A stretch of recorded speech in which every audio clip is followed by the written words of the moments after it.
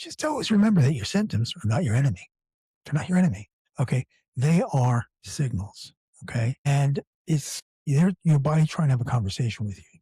Okay. So kind of change your thinking from how do I silence these symptoms to what are they trying to teach me? What can I learn? What can I learn? And then when you say it like that, there's only one phrase that'll get you kicked out of my courses violently, by the way. Okay. The phrase is that can't happen. That's the last thing you'll hear as you're being thrown out the window. Okay. Because once you do that, you cut off lines of investigation.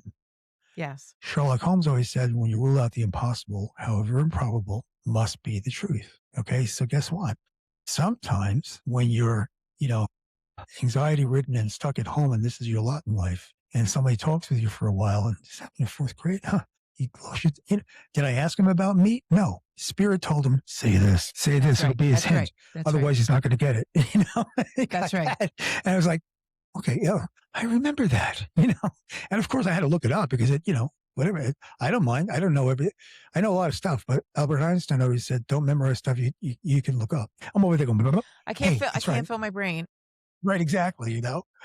But it's first, I'm not broken. Yeah. Second, look at your life, look at your signals and being in the flow, being at peace. I'm sure there's, all kinds of philosophical, words that are the equivalent. Okay. But being in the flow is being in the flow of energy, the flow of the universe. And it's there. How can I put it? The flow is there to support you and feed and nurture you. Okay. And we do everything in our society to fight that. Everything has to be evidence-based, but nobody ever asks about the quality of the evidence, which drives me out of my mind, by the way.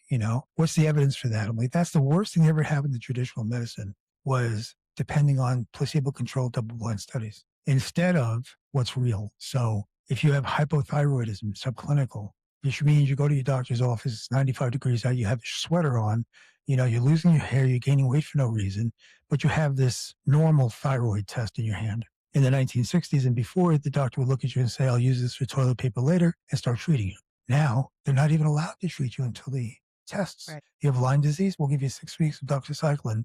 If you still have symptoms, then it's not Lyme disease. Where did that come from? Bonkers. It's bonkers. I had an infectious disease guy up against the wall because he said, well, Lyme disease can only give you an acute condition, not a chronic condition. And so he's saying that the Borrelia series, Borrelia burgdorferi, is the only set of microorganisms on the planet that can only give you an acute illness, not a chronic illness.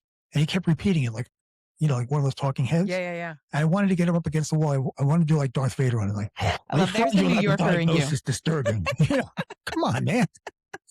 It's like, snap out of it. Then you get the whole politics and, the whole thing with the mRNA vaccines. And, I've seen this, before, like about 15, 20 years ago, there was no Lyme disease in Australia. Very simple. They didn't allow the diagnosis. Therefore, there was nothing there. Nobody kept any records. You want to be cynical? Well, maybe Big Pharma wants to treat the results rather than the issue. It leads you to the thought pattern of, is there more money in treating cancer than curing cancer? Is there more money 100%. In treating diabetes than curing 100%. Diabetes? But if you have something, even if it's cancer, are there answers? Look, ask. You're not broken. You're not broken.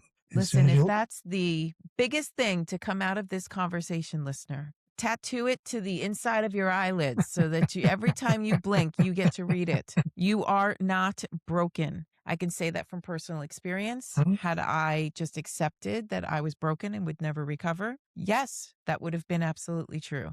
But because oh my God, so filled with fear, leaned into the hope of maybe not being broken, that's where everything changed for me. Absolutely everything.